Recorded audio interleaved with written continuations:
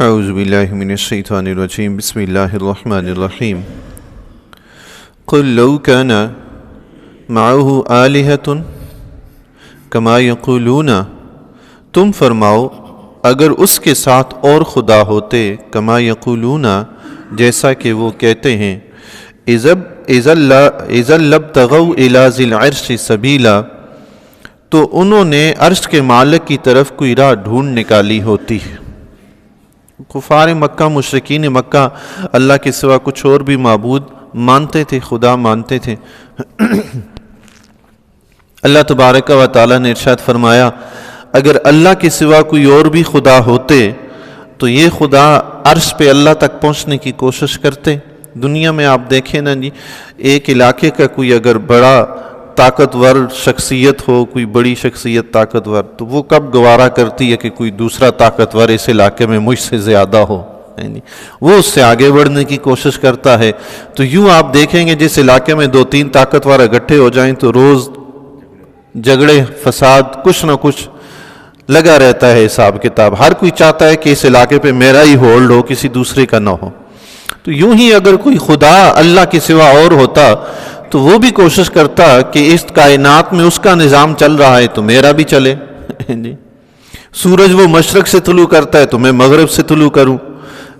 زیادہ نہیں تو پہلی تو کوشش یہ ہوتی کہ کم از کم رب سے کہتے جی آئے ہم اتحاد کرتے ہیں، اس نظام میں کچھ کام آپ کا کچھ ہمارا۔ جس طرح دنیا کے بادشاہوں کا دوسروں پہ ہولڈ کنٹرول کرنے کے لیے جب طاقت کا زور نہیں چلتا تو اتحاد پہ آ جاتے ہیں، کہتے ہیں آئیں اس پہ اتحاد کر لیتے ہیں۔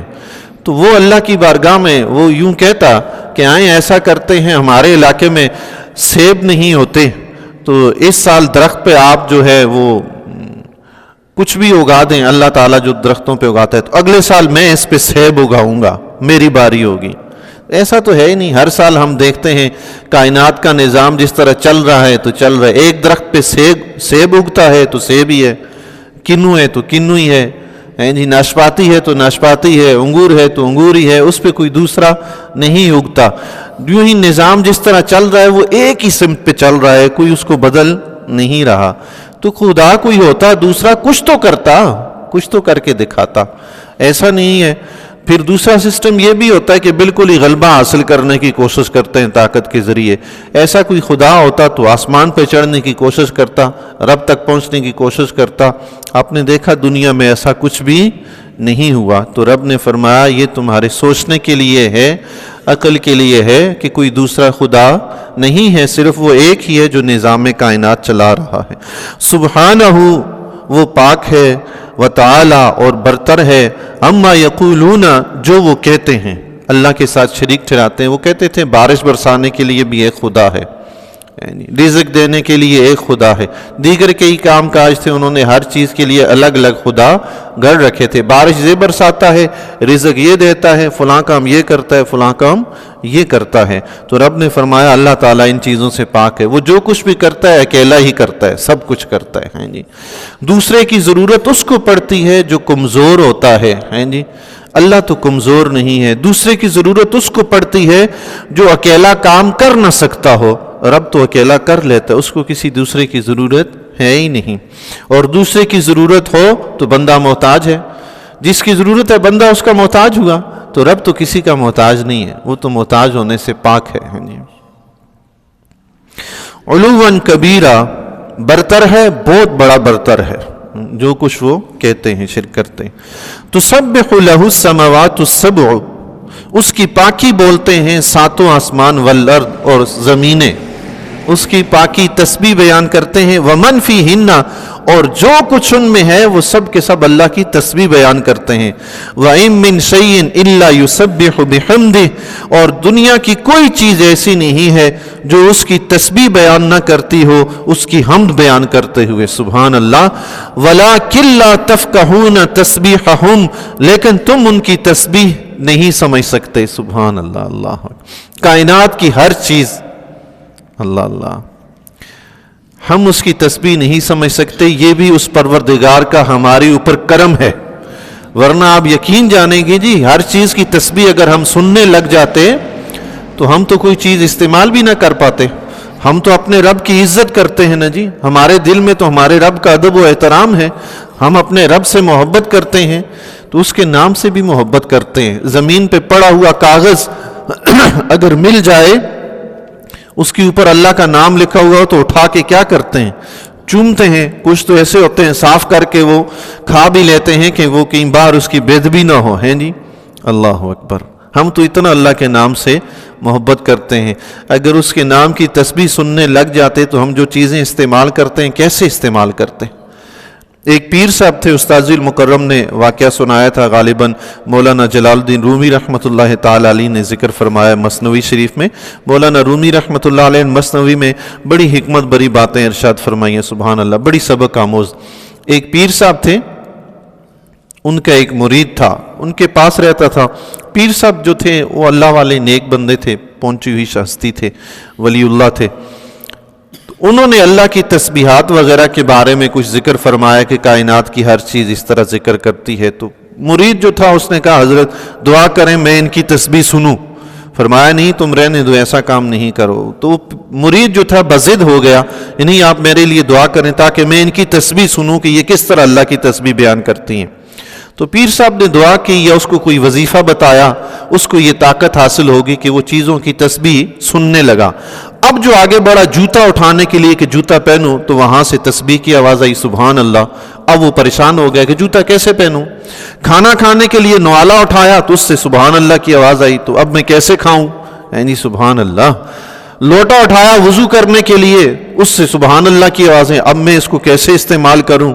تو واپس پیر صاحب کی بارگاہ میں حاضر ہوا، حضرت میں ان چیزوں کو کیسے استعمال کروں؟ اب تو یہ مسئلہ ہے۔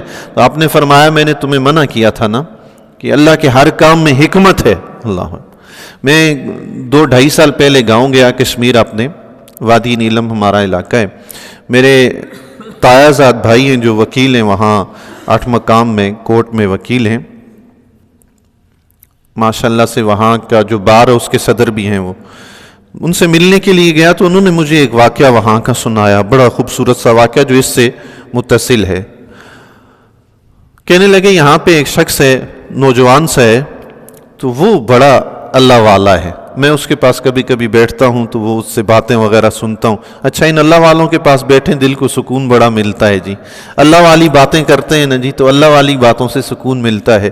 تو کہہ رہے ہیں میں نے اس میں دیکھا کہ کچھ نہ کچھ اس کے پاس ہے، تو کہتے ہیں کہ وہ بولتا نہیں تھا، کھلتا نہیں تھا، تو ایک دن کھلا، تو پھر میں نے اس سے پوچھا کہ یہ جو کہتے ہیں کہ کائنات کی ہر چیز اللہ کی تسبیح بیان کرتی ہے، کیا آپ نے کبھی کسی کی تسبیح سنی ہے؟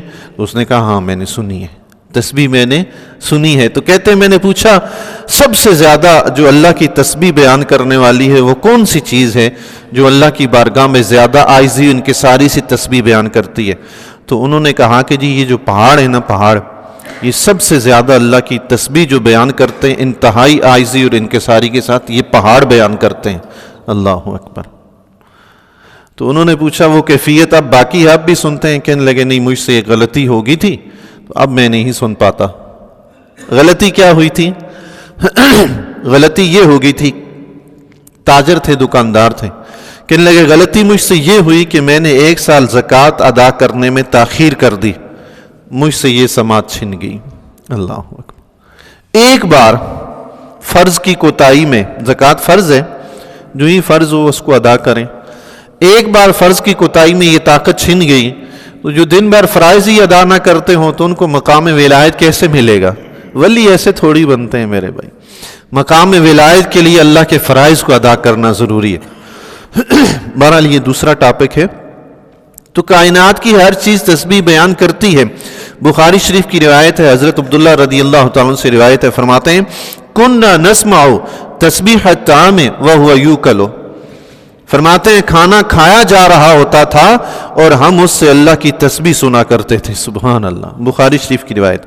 آقا علیہ الصلوۃ والسلام 2 قبروں کے پاس سے گزرے، مشہور واقعہ ہے، قبر والوں کو عذاب ہو رہا تھا تو آقا علیہ الصلوۃ والسلام نے 2 ہری ٹہنیاں توڑ کر قبروں کے اوپر رکھ دی، فرمایا جب تک یہ تسبیح بیان کرتی رہیں گی ان میں عذاب میں تخفیف ہو جائے گی قبر والوں میں۔ سبحان، تو پتہ چلا کہ وہ تسبیح پڑھتی ہیں۔ سبحان اللہ، سبحان اللہ، سبحان اللہ۔ حضرت نوح علیہ السلام کے بارے میں آتا ہے، مسند امام احمد کی حدیث ہے، حضرت نوح علیہ السلام نے وصال کے وقت اپنے بیٹے کو وصیت فرمائی، 2 چیزوں سے روکا، 2 چیزوں کے کرنے کا حکم دیا، فرمایا بیٹا شرک سے اور تکبر سے ہمیشہ رکنا، اس سے بچنا، شرک اور تکبر ان دونوں چیزوں سے ہمیشہ بچنا۔ دوسری چیز فرمایا لا الہ الا اللہ، اس کو تسلیم کرنا، اس کو پڑھنا۔ فرمایا قیامت کے دن میدان معاشر میں جب میزان رکھا جائے گا، اس میزان کے ایک پلڑے میں ساری کائنات رکھ دی جائے اور بیٹا دوسرے پلڑے میں یہ کلمہ طیبہ رکھ دیا جائے لا الہ الا اللہ، فرمایا یہ کلمہ طیبہ والا پلڑا بھاری ہوگا۔ سبحان اللہ، اللہ اکبر۔ ایک روایت میں آتا ہے یہ کلمہ طیبہ والا بھاری ہوگا۔ پھر دوسری چیز جو ارشاد فرمائی، فرمایا سبحان اللہ و بحمدہ، یہ پڑھا کرو۔ فرمایا یہ کائنات کی ہر چیز کی صلات ہے، اسی کے بدلے میں اس کو رزق دیا جاتا ہے۔ سبحان اللہ، اللہ اکبر۔ اس کا مطلب یہ ہوا کہ اللہ تعالیٰ کائنات کی ہر چیز کو رزق دیتا ہے جو اس کی ضرورت ہے، تو وہ اللہ تعالیٰ کا شکر ادا کرتے ہوئے اس کے بدلے میں سبحان اللہ و بحمدہ ہی پڑھتے ہیں۔ سبحان اللہ۔ لا الہ الا اللہ کے متعلق مجھے ایک اور روایت یاد آئی۔ قیامت کے دن ایک شخص کو اللہ کی بارگاہ میں لایا جائے گا، اس کے نامہ اعمال میں کچھ بھی نہیں ہوگا۔ جب ترازو میں رکھا جائے گا تو وہ سارے کے سارے گناہوں سے بھرا ہوا ہوگا، وہ پلڑا گناہوں والا بھاری ہو جائے گا۔ تو فرشتے رب کی بارگاہ میں عرض کریں گے، یا رب خود پوچھے گا، فرمائے گا کہ اس کے پاس اور کچھ نہیں ہے؟ تو فرشتے عرض کریں گے مولا بس یہی جو کچھ تھا اس کا رکھ دیا ہے۔ اس وقت رب کریم فرمائے گا نہیں، میرے پاس اس کا عید ایک اور بھی ہے۔ اس وقت رب کریم کی طرف سے یہ کلمہ طیبہ لا الہ الا اللہ دوسرے پلڑے میں رکھا جائے گا، وہ بھاری ہو جائے گا۔ سبحان اللہ، اللہ۔ صرف کلمہ طیبہ، وہ کریم پروردگار کرم فرمائے گا قیامت کے دن سچے دل سے اس کلمہ طیبہ کو دل سے لگا کے رکھے ہیں جی۔ رب سے دعا کریں کہ مرتے دم تک یہ ہمارے ساتھ، معاشر تک ہمارے ساتھ رہے۔ اللہ اکبر۔ وَلَكِنْ لَا تَفْقَهُونَ تَسْبِيحَهُمْ، لیکن تم ان کی تسبیح نہیں سمجھ سکتے۔ اللہ والے ہیں جی، اللہ تعالیٰ اپنے محبوب بندوں کو یہ قوت سماعت عطا فرماتا ہے۔ آقا علیہ الصلوۃ والسلام ارشاد فرماتے ہیں کہ میں مکہ میں مجھے وہ پتھر اب بھی یاد ہے جس کے پاس سے میں گزرتا تھا، وہ مجھے سلام کیا کرتا تھا۔ حدیث شریف میں الفاظ ہیں، وہ پتھر حضور علیہ الصلوۃ والسلام کو یوں سلام کرتا تھا، الصلاۃ والسلام علیک یا رسول اللہ، اللہ او کما قال علیہ الصلوۃ والسلام۔ پتھر کی آواز بھی اللہ کے نبی نے سنی، چیونٹی کی آواز سلیمان علیہ السلام نے سنی۔ خود قرآن کہتا ہے ہم میں سے کس نے سنی ہے چیونٹی کی آواز؟ تو اللہ والے جو ہوتے ہیں ان کو اپنی ذات پر ہم قیاس نہیں کر سکتے۔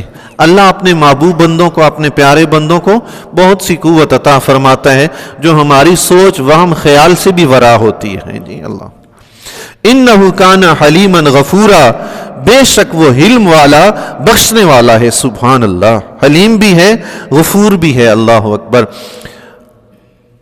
یہ وہ بردبار ہی تو ہے کہ اس نے یہ تسبیح ہم سے چھپا کے رکھی ہے۔